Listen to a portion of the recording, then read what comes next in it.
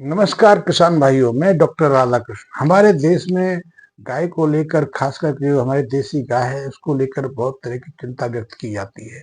गाय की संख्या निरंतर घट रही है। यद्यपि सरकार ने कुछ स्टेप उठाए हैं, गाय के संवर्धन और संरक्षण के लिए कुछ उपाय किए हैं, उनके कुछ सकारात्मक प्रभाव भी सामने आ रहे हैं, लेकिन गाय के ऊपर अभी भी खतरा मंडरा रहा है।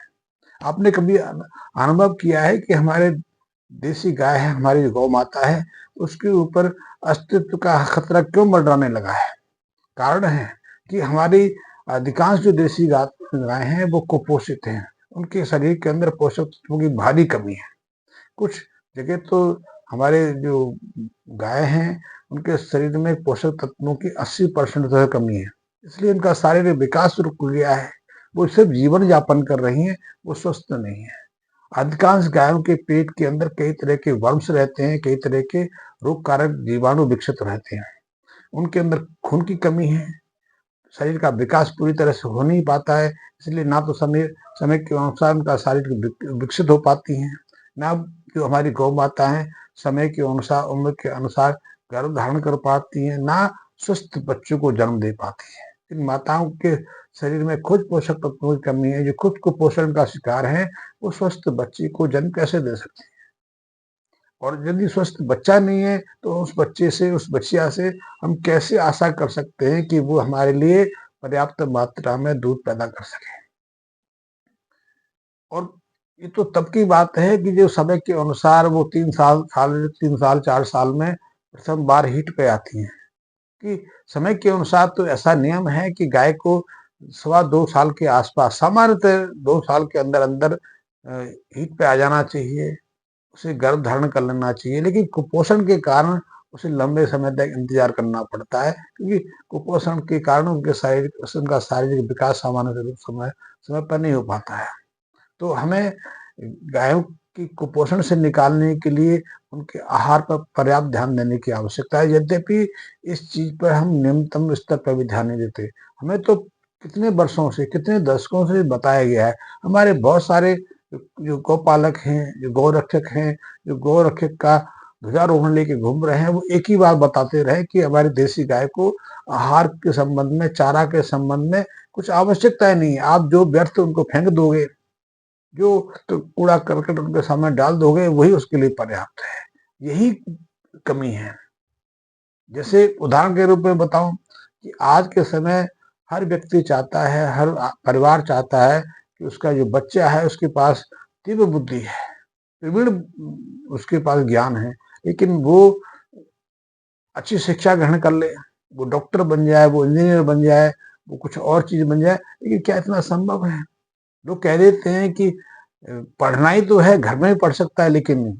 मैं पिछले 30 सालों से इस चीज से बहुत गहराई से जुड़ा रहा हूँ। मैं खुद इससे अनुभव किया है कि आप स्कूल से सिर्फ शिक्षा ले सकते हो, शिक्षा में कुछ पढ़ सकते हो, कुछ बन नहीं सकते। अधिकांश मेरे मेरे साथ के मेरे मैं उनमें से स्वयं भी रहा हूँ। प्रवीण तीव्र बुद्धि का घर में बैठे से टीचर बन सकता है, छोटी मोटी नौकरी कर सकता है। उच्च स्तर तक जाना हमारे लिए संभव नहीं है, क्योंकि आजकल हम अपने बच्चों को कोचिंग सेंटर्स में भेज रहे हैं, ट्यूशन करा रहे हैं। ट्यूशन भी खत्म हो गई, ट्यूशन भी 30-40 साल पुरानी बात होगी। आजकल तो कोचिंग का जमाना है। कोचिंग का अर्थ है कि वहां आपका अकेला बच्चा मेहनत नहीं करता, आपके साथ 8 लोग और भी मेहनत करते हैं आपके बच्चे के लिए, आपके बेटे के लिए। वो बेटे की तैयारी कराने में उसकी मदद करते हैं, उसको वो कुछ पढ़ाते हैं जो वो पढ़ नहीं सकता। इसलिए आपका बेटा 8 लोगों की मेहनत को लेकर कंपटीशन में बैठता है, और फिर कहीं उसको चांस बनता है कि कहीं वो नीट निकाल ले, जेई आईआईटी का एग्जाम कर ले, कहीं अदरवाइज उसके बिना संभव नहीं। क्या आप अंदाज लगा सकते हो कि प्रखर बुद्धि का बच्चा भी बिना कोचिंग के किसी ऐसी परीक्षा में सफल हो सकता है? नहीं हो सकता। लेकिन हमें यदि कुछ लोग ज्ञान दें तो बात अलग है। ठीक यही बात हमारे गाय पे भी लागू है। जैसे ऐसी चीजें बहुत सारे अब उदाहरण के रूप में दे सकते हैं जिन्होंने इस देश को बर्बाद करने में, पिछड़ने में, पीछे रखने में महत्वपूर्ण भूमिका निभाई है। गाय के साथ भी यही है। गाय को पोषक तत्वों संपन्न आहार की आवश्यकता है, पर्याप्त आहार की आवश्यकता है। उसको जन्म के समय ही पर्याप्त पोषक तत्वों की जरूरत है। इसी से उसका शारीरिक विकास हो सकता है, शारीरिक विकास होगा, आंतरिक अंग पूरी क्षमता से विकसित होंगे, तभी वो अपनी उच्चतम क्षमता से आगे बढ़ पाएंगे। तभी हमारी जो बछिया है वो अच्छी गाय का के रूप में रूपांतरित हो पाएगी, वो अपनी क्षमता के अनुसार दूध दे पाएगी, शारीरिक सामर्थ्य के अनुसार कार्य कर पाएगी। अन्यथा तो ऐसे ही है। और वही कारण है कि हमने पिछले 100-150 सालों में अपनी गौ माता को उपेक्षित किया, हमने गौ माता के आहार पर ध्यान नहीं दिया, और इसीलिए वो आज स्थिति है कि हम जब दूध देती है तो थोड़े बहुत महीने रख लेते हैं, अन्यथा उसे बाजारों में इधर उधर भटक कर पेट भरने को मजबूर कर देते हैं। इसीलिए हमारे सामने समस्या खड़ी हुई है। अन्यथा ये भैंस 6-7 लीटर के आसपास दूध देती है, 8 लीटर दूध देती है, लाखों रुपए में खरीद के लाते हैं और उसे घर में बांध के रखते हैं। उसकी तुलना में गौ माता जो अमृत स्वरूप दूध देती है, दूध ही क्यों, वो तो बहुत कुछ देती है।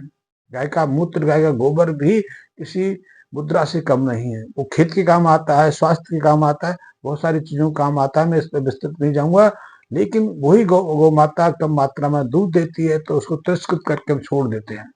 उसमें से कितनी कट जाती हैं। आज हमारे देश में बाहर सड़क पर एक भी नंदी दिखाई नहीं देता। कारण जानते हो क्यों? कारण है क्योंकि हमने उपेक्षित किया, ध्यान नहीं दिया।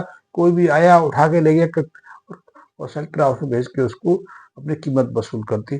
तो यदि हमें गाय को बचाना है तो गाय के स्वास्थ्य पर ध्यान देने की आवश्यकता है, गाय को कुपोषित मुक्त करने की आवश्यकता है। गाय के मैंने देखा है कि अधिकांश गायों के अंदर कई तरह के कृमि विकसित होते रहते हैं, जिसमें पेट की कृमि भी है। गाय तो कृमि मुक्त करना भी बहुत आवश्यक है। गाय का डाइजेशन सिस्टम सही नहीं है, उसके अंदर जो सूक्ष्म माइक्रोब्स जो उसके रिबन में रहते हैं, जो पाचन के साथ में उसके स्वास्थ्य के लिए बहुत महत्वपूर्ण है, वो भी असंतुलित हो गए। उनको स्वस्थ स्थिति में आने की आवश्यकता है। यद्यपि बहुत लोग कहते हैं कि गौ माता के गोबर में, गौमूत्र में, इसमें उसमें बहुत सारे, लेकिन हमने उसको स्वस्थ कहाँ रहने दिया। यदि स्वस्थ रखना है, गाय की रक्षा करनी है, गाय गौ माता का आशीर्वाद लेना है, तो छोटी छोटी बातों पर ध्यान रखने की आवश्यकता है, और तभी हम गाय का संरक्षण कर पाएंगे। गाय का संरक्षण गुड़ खिलाने से नहीं। मैंने देखा है कि बहुत सारी गौशालाओं में ऐसे गौ भक्त आते हैं जो दिन भर गाय को गोबर ही खिलाते, गुड़ ही खिलाते रहते हैं, साल में 1-2 बार। इससे गाय स्वस्थ नहीं रहती, गाय रोगी बन जाती है। गाय को गुड़ की आवश्यकता है, लेकिन कम मात्रा में, सीमित मात्रा में। गाय को खल की भी आवश्यकता है, गाय को हरे चारे की आवश्यकता है, गाय को सूखे चारे की आवश्यकता है, और गाय को कुछ ऐसी जड़ी बूटियों की भी आवश्यकता है। तो संतुलित आहार देंगे, समय के अनुसार आहार देंगे, बचपन में उसको पर्याप्त दूध देंगे, तभी तो वो स्वस्थ गाय के रूप में विकसित हो पाएगी। नहीं अन्यथा ऐसा थोड़ी है कि किसी भी समय कुछ भी दे दो उसको, जैसा कि आजकल होता है। आजकल तो मैंने एक और प्रचलन दिया है, कुछ लोग गाय की पूजा के रूप में मिठाई खिलाने लग गए, गाय को गाजर खिलाने लग गए। हम साल में 1 बार गाय को गाजर खिला देते, संतरा खिला देते, पपीता खिला देते, बाकी सारी साल वो कचरा खाती रहती है। तो वो गौ माता का संरक्षण नहीं है। गौ माता को तरीके से, जैसे हम अपने बच्चों को पालते पोसते, उनके स्वास्थ्य का, उनके आहार का ध्यान रखते हैं, उसी तरह हमने गाय की पोषण करने की जरूरत है। तभी हमारी गाय बचेगी। बचेगी ही नहीं, हमें भी बचाएगी। हमारे एग्रीकल्चर को, हमारे खेतों को, हमारे स्वास्थ्य को, हमारे बच्चों के स्वास्थ्य का संरक्षण कर पाएगी। छोटी सी बातें पर ध्यान देने की आवश्यकता है। गाय के ऊपर मैं एक विस्तृत श्रृंखला शुरू करने वाला हूँ, आप उससे जुड़े रहिए। हाँ, उसी श्रृंखला के माध्यम से गाय के संबंध में कुछ मैं आपके सामने रखूंगा। धन्यवाद मित्रों।